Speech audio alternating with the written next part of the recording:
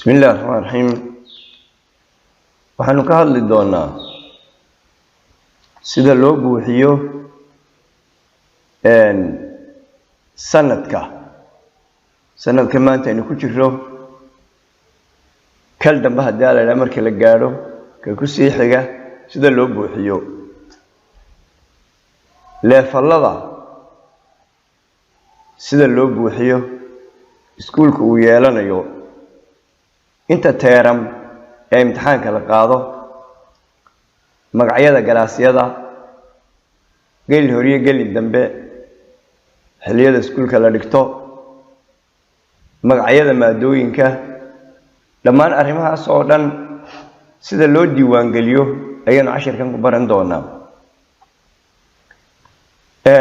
halkaas aynu teganaa academic-gaasaan ku dhufananaa marka hore academic yeerkaasaan kusii dhufanaya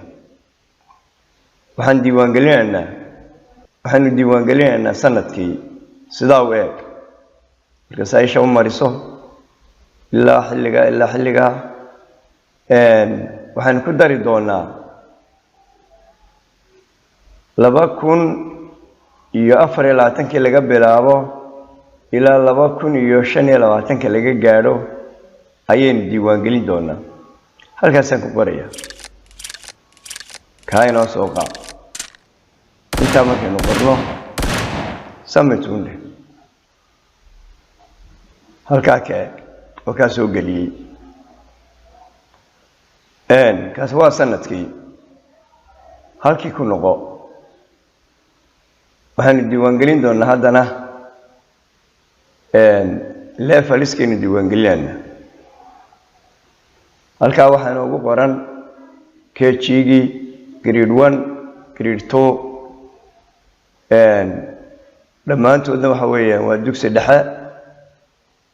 ilaa iyo waxa uu ka gaadhsiiyey grade 10 grade 11 baynu samaynaynaa inaku halkaasaynu ku dhufananaa grade 11 kaan samayno halkaanaan 11 u geliyo halkaana waxaanu gelin doonaa grade-kan aynu samaynay ma dugsi sare mise waa mid dhexe mise waa kg kaan ku dhufto intaa markaynu dhammaystirno summit leh waka xagga hoose ku soo daraya markaa refresh aan idhaahdo sidaynu ogaano inuu ku soo daray waka waay halkaa darsigeenu waa inoogu joogo maanta